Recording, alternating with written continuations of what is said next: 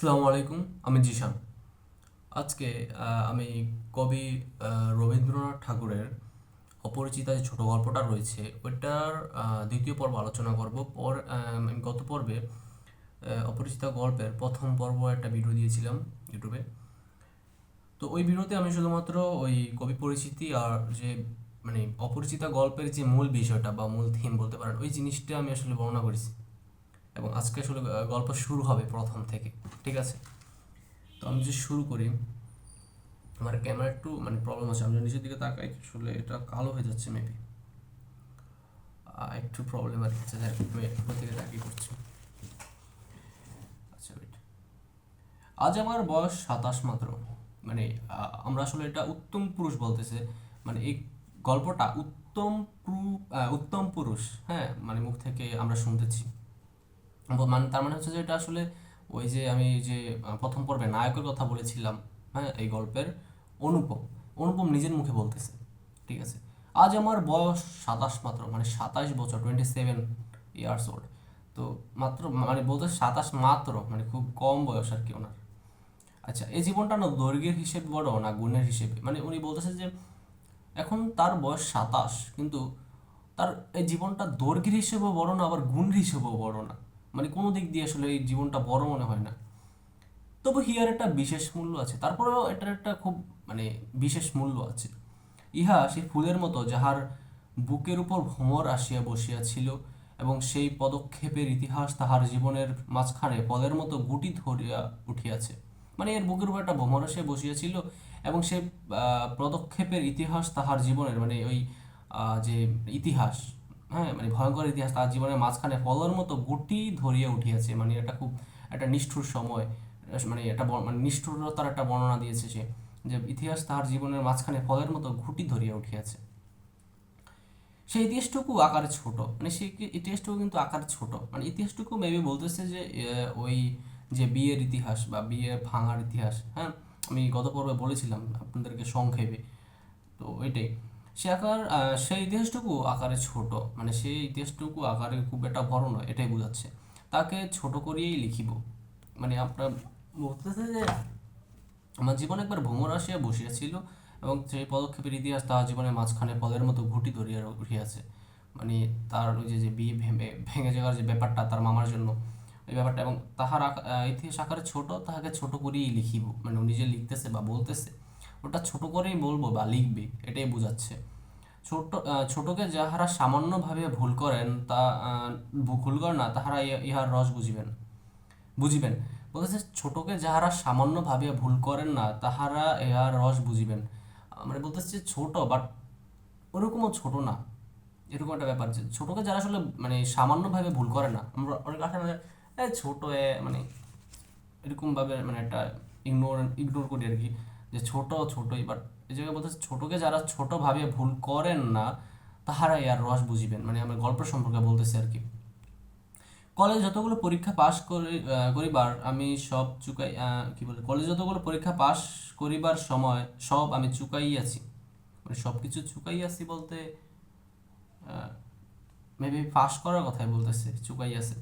ছোটবেলায় আমার সুন্দর চেহারা লইয়া পণ্ডিত মশাই আমাকে শিমুল ফুল ও মাকাল ফলের সহিত তুলনা করিয়া বিদ্রুপ করিবার সুযোগ পাইয়াছিলেন। বলতেছে যে ছোটবেলায় আমার সুন্দর চেহারা লইয়া, ওরা আসলে চেহারা সুন্দর এটাই বলতেছে, সুন্দর চেহারা লইয়া আমাকে শিমুল ফুল এবং মাকাল ফলের সহিত তুলনা করিয়া করিয়া বিদ্রুপ করিবার সুযোগ পাইয়াছিলেন। তার মানে হচ্ছে কি বোঝাচ্ছে, শিমুল ফুল এবং মাকাল ফল। শিমুল ফুল দেখেছেন হয়তো বা আপনারা অনেকেই, যারা গ্রামে থাকেন ম্যাক্সিমাম টাইমে, বা খুব সুন্দর বন জঙ্গল বলতে কি, এটা খুব বনের বা আসে না যে অনেক জায়গায় শিমুল বাগান থাকে, বাংলাদেশের বিভিন্ন জায়গায় আছে হয়তো। আবার মাকাল ফল হয়তো বা দেখেন না অনেকে, এটা এমন একটা ফল যেটা এই পাখিরা খায়। ওটা আসলে মানুষের খাওয়ার মতো না, উপর থেকে খুব সুন্দর দেখায়, টকটকে মেবি লাল, আমি যতটুকু জানি। তো এই ফলটা আসলে উপর থেকে খুব সুন্দর দেখায়, দেখে আপনি মনে করবেন যে মানুষের খাওয়ার মতো এরকম একটা ফল। ঠিক আছে, বাট এটা মানুষে খেতে পারে না, ভিতরটা মানুষের খাওয়ার মতো না এরকম। তো ওটা পশু পাখি হয়তো বা খায়। তো বলতেছে আমাকে দেখিয়া শিমুল ফুল এবং মাকাল ফলের সহিত তুলনা করিয়া বিদ্রুপ করিয়া সুযোগ পাইয়াছিলেন। তার মানে হচ্ছে যে ও দেখতে আসলে সুন্দর, ওর কাজকর্ম বা ব্যবহার কিংবা ওর যে গুণাবলী, মানবিক গুণাবলী বা আচার আচরণ, ওই জিনিসগুলা মানে ও আসলে তেমন সুন্দর না, মানে মাখাল ফলের মতো, মানে গ্রহণযোগ্য না, বাট ও দেখতে সুন্দর, এরকম একটা ব্যাপার। মানে মাস্টার মশাই এটা নিয়ে বিদ্রুপ করতেন, মানে ওকে আসলে মজা করতেন ওকে নিয়ে। ইহাতে তখন বড় লজ্জা পাইতাম, মানে ওকে যে ওকে নিয়ে যে মজা করতো, কাকে, অনুপমকে, তো মজা করতো, এতে খুব বড় লজ্জা পাইতাম। তখন বলতেছে যে আমি যখন যখন এটা নিয়ে আসলে বিদ্রুপ করতো তখন আমি খুব লজ্জা পাইতাম। কিন্তু বয়স হইয়া এখন কথা ভাবিয়াছি, যদি জন্মান্তর থাকে তবে আমার মুখে স্বরূপ এবং এবং কি বলে পণ্ডিত মশায়েদের মুখে বিদ্রুপ আবার যেন অমনি করিয়া প্রকাশ পায়। যদি আবার কখনো জন্মায়, মানে এখন বয়স হয়েছে, এখন ওগুলো সব খুব মিস করতেছে। যদি আবার মানে জন্মান্তর থাকে বলতে কি পুনর্জন্ম, ওই যে হিন্দু মানে ধর্মাবলম্বী যারা রয়েছেন তারা আসলে ওইটা বিশ্বাস করে যে পুনর্জন্ম হয় মানুষদের, এরকম হয়তো বা, মানে আমি কিন্তু এগুলো এগুলো বলতেছি, এগুলো আসলে নিশ্চিত না, মানে আমি যতটুকু জানি আসলে আমার ধারণা। হ্যাঁ, এগুলা মানে আপনি যদি নিশ্চিত ভেবে আমাকে একটা ইয়ে করেন, আমি কিন্তু ভাই আমি মানে অন্য ধর্ম সম্পর্কে তেমন মানে খুব ভালো জ্ঞান এরকম নাই। হ্যাঁ, বেসিক মানে দুই একটা যদি আমি জেনে থাকি এরকম যে জন্মান্তর থাকে, তবে আমার মুখের স্বরূপ এই পণ্ডিত প্রসাদের মুখে বিদ্রুপ করে, মানে এই বলতেছে যে যদি জন্মান্তর থাকে বা পুনর্জন্ম থাকে, মানে পুনরায় আবার জন্ম নেওয়ার সুযোগ থাকে, আমার যেন পণ্ডিত মশাইদের মুখ থেকে আমার এই বিদ্রুপ, মানে আমাকে নিয়ে বিদ্রুপ আবার শুনতে পাই, এরকম। মানে আমরা যেমন আমরা যখন হাই স্কুলে ছিলাম, মানে হাই স্কুলে ছিলাম, হাই স্কুল লাইফটা তেমন একটা খুব মানে এনজয় করতে পারি নাই তখন মনে হইতো তখন, বাট যখন আমরা কলেজে উঠি তখন মনে হইতেছে যে হাই স্কুল মানে আমাদের যে লাইফ ছিল মানে ওইটা থেকে ভালো জীবন আর হয় না। মানে এটা ভাবতেছি যে খুব মিস করতেছি জীবনকে খুব। ওই সময়টা মানে মাঝে মাঝে যখন মানে কল্পনা করি, ওই সময়টা যেন মানে আমাদের জীবনে অন্যরকম একটা প্রভাব রাখছিল তখন, বাট এখনকার জীবন আসলে তেমন না, সময় যেন আসলে মানে আলোর বেগে ছুটতেছে এরকম। হ্যাঁ, মানে সেকেন্ডে 3 লক্ষ কিলোমিটার মতো লাগে যে এরকম, বাট 3 লক্ষ মিটার, মানে আলো এক সেকেন্ডে কত, 3 লক্ষ, 3 লক্ষ মিটারই তুমি, সরি 3 লক্ষ কিলোমিটার। আচ্ছা যাক, তো বিষয় হচ্ছে কি, মানে এখন সময় খুব দ্রুত চলে যাচ্ছে এরকম লাগতেছে, বা আমাদের জীবনে কোনো আনন্দ নাই, কোনো মজা করার জিনিস নাই, বা মানে সুন্দর সময় কাটানোর মতো ব্যাপার না। বাট আমরা যখন হাই স্কুলে ছিলাম খুব সুন্দর সময় কাটতো, যে আমরা সকালে একেবারে বাড়ি থেকে বের হয়ে যেতাম, তারপর প্রাইভেট থাকতো, প্রাইভেট পড়তাম, তারপর ক্লাস থাকতো। তো ক্লাসের মেন যে ব্যাপারটা হচ্ছে যে ক্লাসে পড়াশোনার কাছে মানে থেকে আমরা আসলে ওই স্কুলে যেতাম আসলে আড্ডা আড্ডা আড্ডা মারানোর মতো, মানে মারার জন্য আর কি, এরকম যে স্কুলে যেতাম, সবার সাথে দেখা হইতো, 1 ঘন্টা হইতো, 1.5 ঘন্টা করে দিত, ঘন্টার ফাঁকে ফাঁকে ধরো 5 মিনিট, 10 মিনিট, 15 মিনিট, বা কখনো আসলে 20 মিনিটও টাইম থাকতো। ঠিক আছে, স্যার আসতে দেরি করতো, বা মানে টাইম এটা থাকতোই, 15 মিনিট, 10 মিনিট এরকম একটা টাইম থাকতো। তো ওই টাইমে আমরা শয়তানি করতাম সবাই মিলে।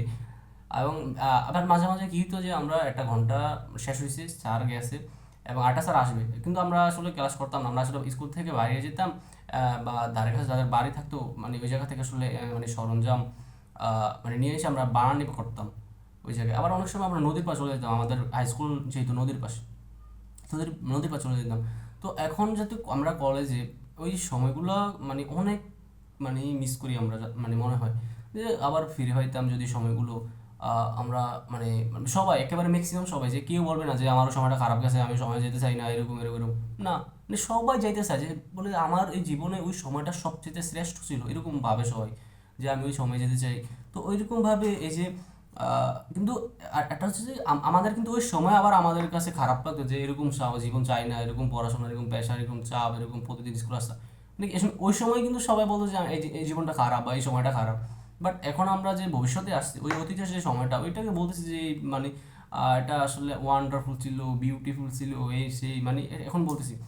এবং এই অনুপম এইটাই বলতেছে যে ও যখন স্কুলে ছিল তখন আসলে ওই যে মহর্ষিত মশাই তাদের থাকে ওই শিমুল ফুল এবং মাকাল ফলের সঙ্গে তুলনা করতো, মানে ওটা নিয়ে মানে ওকে মজা করতো ওকে নিয়ে, এবং তখন সে মন খারাপ করতো, যে কি বলে লজ্জা পাইতাম, তখন লজ্জা পাইতাম। বাট এখন আসলে বলতেছে যে যদি জন্মান্তর থাকে তবে ওই মাস্টার মশাইদের যেন কি বলে ফারাদ মসজিদের মুখে বিদ্রুপ যেন আবার অমনি করিয়া প্রকাশ পায়, মানে আবার যেন ওইভাবে আবার আমাকে নিয়ে বিদ্রুপ করে, মানে এটা বলতেছে। তার মানে ওই সেম, মানে ওই সময়টা আমাদের খুব খারাপ লাগে, বাট একটা সময় আসলে আমাদের ওই সময়টাই দরকার হয়, এরকম একটা ব্যাপার।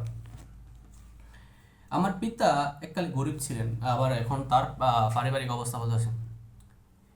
মানে আমি একটু ইয়ে করে মানে বসেছি আর কি, টেবিলে পাওয়া একেবারে ব্যথা হয়ে গেছে, ওইটা একটু, হ্যাঁ। এবং আমি ফ্যান মানে বন্ধ করে রাখছি ভিডিও করার, মানে যাতে আমার ভয়েসটা আসে। হ্যাঁ, মানে আমি তো আসলে শুধুমাত্র মোবাইল দিয়ে রেকর্ড করতেছি, এবং ফ্যান চললে এত পরিমাণ নয়েজ আসবে এই জায়গায়, শোনা যাবে না ভয়েস। এখনও হয়তো বা আমার ভোকাল আসলে শোনা যাচ্ছে না। হুম। মানে আমার যেহেতু শুধুমাত্র মোবাইল দিয়ে রেকর্ড করা, আমার আসলে কোনো মাইক্রোফোন নাই, এবং মোবাইলের স্টোরেজ খুবই কম। আমি একটু আগে স্টোরেজ খালি করলাম ভিডিও করার জন্য। হ্যাঁ, মানে আমার ভিডিও মানে আগে রেকর্ড করা আছে, আমি আসলে মানে একটা রেকর্ড করা মানে করছিলাম সন্ধ্যায়, আর এখন করতেছি, এখন রাত মেবি 12টা বাজে। ঠিক আছে। তো মানে আমার বিষয়টা হচ্ছে কি, মানে আমি ওই যে আমি আগে একটা ভিডিওতে বলেছিলাম, আসলে আমি আসলে মানে আপনাকে পড়াচ্ছি এমনটা না, বা মানে পড়াইতেছি এরকম না, বা আমি কি বলা যায়, আমি আসলে পড়তেছি। হ্যাঁ, মানে আমি আসলে পড়তেছি, এবং আমার ভিডিও করতে কথা বলতে ভালো লাগে। মানে আমি জানি না এটা কোত্থেকে আসলো, মানে আমাকে আমার ভিডিওতে কথা বলতে ভালো লাগে, এবং আমি ভিডিওতে মানে টানা আসলে 2 ঘন্টা 3 ঘন্টা আসলে আমার মনে হয় কথা বলতে পারবো। এরকম একটা ব্যাপার। এবং আমি ওদিন একটা মানে করছিলাম, আমার ওই যে যে কি বলে, অর্ধাঙ্গী, হ্যাঁ, বেগম রোকেয়ার অর্ধাঙ্গী যে গল্পটা রয়েছে, আমি বলেছিলাম যে পুরো গল্পটা নিয়ে একটা ভিডিও করবো, মানে 1.5 ঘন্টা বা 2 ঘন্টা হোক। বাট আমি ভিডিও করতেছি 45 মিনিট হয়েছে অলরেডি। তো আমি ভিডিও করতেছি করতেছি 45 মিনিট হয়েছে, আর আমার মোবাইলের স্টোরেজ ফুল হয়ে গেছে। তো পরবর্তীতে মোবাইলের স্টোরেজ ফুল হয়ে গেছে, অটোমেটিক ভিডিও কেটে গেছে। আমি তো ভয় পেয়ে গেছিলাম প্রথমে, যে হ্যাঁ রে, এত কষ্ট করে 45 মিনিট বক বক করলাম, পরবর্তীতে যদি ভিডিওটা গ্লাইতে না আসে। আমার মোবাইল আসলে এমন হয় মাঝে মাঝে, হ্যাঁ, যে ভিডিও করলাম, যদি স্টোরেজ না থাকে বা এরকম সমস্যা হয়, বা আমি যদি ভিডিও মানে কমপ্লিট করে টিপ না দিই, মানে অফ না করে ভিডিওটা, মানে ভিডিওটা গ্যালারিতে যায় না। তা আমি ভয় পেয়ে গেছিলাম যে প্রথমে, যে 45 মিনিট ভিডিও আসবে কিনা। পরে দেখলাম যে স্টোরেজ ফুল হয়েছে, বাট ভিডিওটা আসছে, 45 মিনিট হয়েছে মাত্র। তার মানে আমার আমার মানে এই 45 মিনিট ভিডিও 7 জিবি না 8 জিবি ছিল। বাট আমার ভিডিওর যে কোয়ালিটি, এটা কিন্তু মানে অনেক ঘোলাই, হ্যাঁ, মানে মানে পিক্সেলগুলো খুব আর কি, মানে ঘোলা, বাট হয়, মানে খুব, মানে কি বলে, স্টোরেজ খায় আর কি। এবং ইউটিউবে যদি যখন আপলোড করি, তখন 5 জিবি 6 জিবি এরকম করে আপলোড হয়, অনেক টাইমের মানে প্রয়োজন হয় তখন। আচ্ছা, যাই হোক, আমি আসলে কোথা থেকে কোথায় চলে গেলাম, ভিডিও মানে ইয়াতে আসি, গল্পে আসি। তো আচ্ছা, ওই যে তারপরে সে বলতেছে তার পরিবারের কথা। আমার বাবা এককালে গরিব ছিলেন, ওকালতি করিয়া তিনি প্রচুর টাকা রোজগার করিয়াছেন, ভোগ করিবার সময় নিমিষমাত্র পান নাই। মৃত্যুতে তিনি যেন হাঁপ ছেড়ে হাঁপ হাঁপ ছাড়িলেন, এবং সেই তার প্রথম অবকাশ। কি বলতেছে যে আমার বাবা এককালে খুব গরিব ছিলেন, কিন্তু ওকালতি করিয়া একটা পর্যায়ে মানে প্রথম প্রথম গরিব ছিলেন, কারণ প্রথম তিনি হয়তো বা কর্ম করেন নাই, বা শেষের দিকে তিনি ওকালতি পেশাকে মানে বেছে নিলেন। তো এককালে গরিব ছিলেন, এবং পরবর্তীতে বাবা যখন ওকালতি করে প্রচুর টাকা ইনকাম করলেন, তবে ভোগ করিবার তেমন সুযোগ হইল না। হ্যাঁ, মৃত্যুতে তিনি হাঁপ ছাড়িলেন, এবং তার প্রথম অবকাশ। আমি আপনাকে একটা বাস্তব একটা উদাহরণ দিই। ধরেন একটা লোক মানে প্রচুর টাকা ইনকাম করে, মানে ধরেন মানে প্রচুর প্রচুর বলতে প্রচুর টাকা ইনকাম করে, প্রচুর টাকা মানে মাসে 1.5 2 লাখ টাকা 3 লাখ, মানে বাংলাদেশে যে আমি যদি সাবেক হিসাব করি, মানে 1.5 লাখ বা 1 লাখ টাকা, বাংলাদেশে প্রচুর টাকা ইনকাম, তাই না? মানে 1 লাখ টাকা মাসে ইনকাম, বা মানে একটা একটা নর্মাল ফ্যামিলিতে চলতে মাসে কত টাকা লাগে? 10,000 সর্বোচ্চ, 15,000 সর্বোচ্চ। মানে গ্রামের কথা বলতেছেন, বা শহরের কথা বলে তো বাসা ভাড়া কিংবা গ্যাস বিল, বিদ্যুৎ বিল অনেক অনেক, বাট গ্রামের ক্ষেত্রে বিষয়টা এমন যে 10,000 সর্বোচ্চ 15,000 এরকম হইলে আপনার একটা মানে পেমেন্ট চলে যায়। তো একজনের যদি ইনকাম 1 লক্ষ টাকা হয়, এবং 1 লক্ষ টাকা তো তার মানে যদি মানে তার খরচ করা সাধারণ মানে যে সেই ব্যক্তিগত জীবনে 1 লাখ টাকা কি সে খরচ করবে? করবে না সাধারণত। আপনি যদি 1 লাখ টাকা ইনকাম করেন, 1 লাখ টাকা খরচ করবেন না। আপনি অর্ধেক হইলেও আপনি জমে রাখা দিবেন, মানে অর্ধেক হইলেও। আপনি যদি সর্বোচ্চ মানে কি বলে অপচয় করেন মানে টাকা পয়সা, আপনি অর্ধেক হলেও রাখা দিবেন, এবং অর্ধেক হলে রাখা দিয়ে আপনি কি করবেন? আপনি রাখতে থাকবেন, এবং আপনার জীবন যখন মানে একেবারে শেষ পর্যায়ে, তখন এটা আসলে থাকবে, জমা থাকবে, যদি কোনো মানে বিপদ না হয় আপনার। তো এটা থেকে যাবে, এবং একটা পর্যায়ে আপনি মারা যাবেন, মানে কর্ম করতে করতে। বাট আপনি যে টাকাটা জমাইছিলেন, ওই টাকাটা দিয়ে আসলে আপনি যে একটা মানে আনন্দ বা একটা শখ পূরণ, বা কোথাও ঘুরতে যাওয়া, ম্যাক্সিমাম মানুষের মানে জীবনের অন্যতম একটা মানে ভালো লাগা থাকে, যে ঘুরতে যাওয়া, যে একটা দেশে ঘুরতে গেলাম, ভালো একটা জায়গায় ঘুরতে গেলাম, বড় বড় জায়গায় বিভিন্ন জায়গায় ঘুরতে গেলাম। হ্যাঁ, ম্যাক্সিমাম মানুষের আসলে একটা স্বপ্ন থাকে যে আমি পৃথিবীর অনেক অনেক অনেকগুলো দেশ ঘুরবো, থাকে না? তো টাকা থাকে, মানে অনেক মানুষের টাকা আছে, বাট ওদের আসলে সময় থাকে না। যেমন আপনি বড় বড় ধনীদের কথা চিন্তা করেন, বাংলাদেশের মনে করেন না, মানে বড় বড় বাংলাদেশের সবচেয়ে বড় ধনী কারা? বাংলাদেশের সবচেয়ে গুপ্ত ধনী, মানে যারা আসলে ধনী তারা আসলে লুকিয়ে ধনী, মানে ধনী থাকে, কারণ হচ্ছে ট্যাক্স ম্যাক্সের ব্যাপার আছে। বাট এমপি মন্ত্রীদের কথা হিসেব করেন, ওদের আবার ট্যাক্স ম্যাক্স নেই। তো ওনাদের কি হয় ব্যাপারটা, ওনাদের কিন্তু প্রচুর টাকা থাকে, ঠিক আছে, সাধারণত তারা ব্যবসা বাণিজ্য থাকে বিভিন্ন ধরনের। আর এমপিদের তো টাকা থাকা স্বাভাবিক, আপনি বুঝেনি।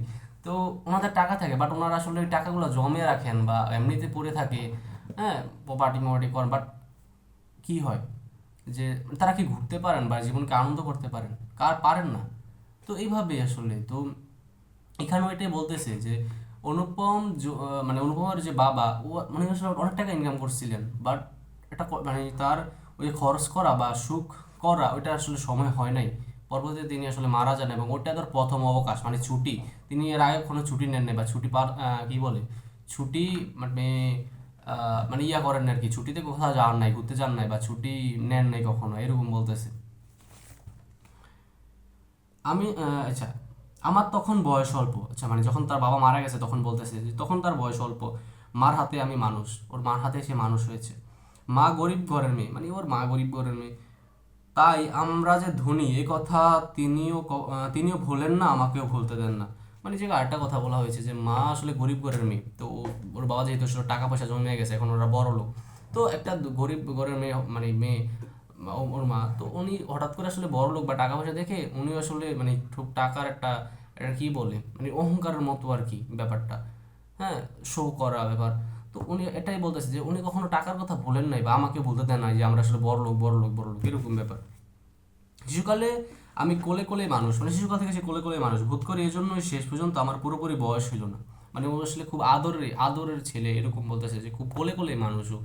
এবং বা, শেষ পর্যন্ত আমার পুরোপুরি পুরোপুরি বয়স, আচ্ছা সেজন্যই শেষ পর্যন্ত আমার পুরোপুরি বয়সই হইল না, মানে শেষ পর্যন্ত ওই জন্য তার পুরোপুরি বয়স হলো না। আপনি এটা দেখবেন যে মানে মায়েরা তো সাধারণত সব ছেলে মেয়েদেরকে আদর করে, তার সন্তানদেরকে আদর করে, বাট এই জায়গায় তো মনে হয়, মানে এই জায়গায় তো মানে এটাই বোঝাচ্ছি যে মানে অনুপম আসলে একা, আর কেউ নাই, তার ভাই বোনের কোনো কথা বলে না এই জায়গায়। তো তার মানে সে একা, তার মানে একটা মায়ের একটা সন্তান, মানে মানে স্বাভাবিকভাবে খুব বেশি আদর পাবে, খুব বেশি ভালোবাসা পাবে। তো ওটাই বলতেছে যে ও সবসময় ছোটবেলা থেকে কোলে কোলেই থাকবে, ওর মা খুব আদর করতো ওকে। এবং পরবর্তীতেও যেমন খুব মানে বয়স হইলো, বাট পুরোপুরি আসলে বয়স হলো না, মানে ও আসলে মানসিকভাবে আসলে বয়সটা হয় না, এবার খালি শারীরিকভাবে বয়স হয়েছে, বা মানসিকভাবে আসলে ওই চিন্তাটা ওই পর্যন্ত পৌঁছাইতে পারে না, এরকম। আমাদের দেশে আসলে এমনই, মানে বিভিন্ন জায়গায় আপনি দেখবেন যে খুব মা কোনো একটা সন্তানকে খুব বেশি আদর করে, এবং আদর করার কারণে ও খুব বড় হয়, বাট ওই যে মায়ের ছায়া এতটা থাকতে থাকতে ওর মানে যে মানসিক মানে বৃদ্ধি কিংবা মানসিক বৃদ্ধি বলতে যে মানে মানসিকভাবে বয়সটা বাড়ে না। আবার অনেক জায়গায় দেখবেন যে খুব ছোট থাকতে বাচ্চারা কাজে কর্মে চলে আসে, বা মানে বাস্তবতাকে বুঝতে শিখে বাস্তবতাকে সরাসরি ফেস করে, তো ওরা আসলে মানে জীবনকে খুব তাড়াতাড়ি বুঝে ফেলে, যে জীবন সম্পর্কে খুব মানে কঠোর যে ধারণাটা, হ্যাঁ, ওটা পেয়ে যায়। বাট যারা আসলে যে সারা জীবন মানে দুঃখ কষ্ট পায় না, হ্যাঁ, খুব আদরের মধ্যে থাকে বা খুব শৌখিনতার মধ্যে থাকে, তারা আসলে ওই জিনিসটা বুঝেই না, তারা আসলে জীবনে কখনো বুঝতেই পারে না, ঠিক আছে, মানে ওই যে এই অনুপমের মতো। এবং ওদের মধ্যে আত্মসম্মান বোধ খুব কম, মানে এবং বিবেক বুদ্ধি এরকম মানে জিনিসগুলো খুব কম থাকে, বা ওরা আসলে সব জায়গায় প্রকাশ করতে পারে না, সব জায়গায় বুঝার আগে সব কিছু হয়ে যায়, এরকম মনে হয়, ঠিক আছে। এবং এই অনুপমও ঠিক এমনই। আজও আমাকে দেখলে মনে হবে আমি অন্নপূর্ণার কোলে গজাননের ছোট ভাইটি। অন্নপূর্ণা মেবি, মেবি দেবী দুর্গার কথা বলা হয়েছে হিন্দু ধর্মের। গজাননের ছোট ভাইটি হচ্ছে গণেশ, আর একটা হচ্ছে, আচ্ছা ওইটা আমি যদি দেখি, গণেশের আরেকটা ভাই আছে, ভাইটার নাম যেন কি, অন্নপূর্ণা হচ্ছে দেবী দুর্গার কথা বলা হয়েছে, গজানন হচ্ছে গণেশ, আর আচ্ছা কার্তিক। হ্যাঁ, মানে গণেশের আরেকটা ভাই হচ্ছে কার্তিক, তার মানে হচ্ছে যে অন্নপূর্ণার কোলে, মানে দেবী দুর্গার কোলে ওই গজাননের মানে গণেশের ছোট ভাইটি হচ্ছে যে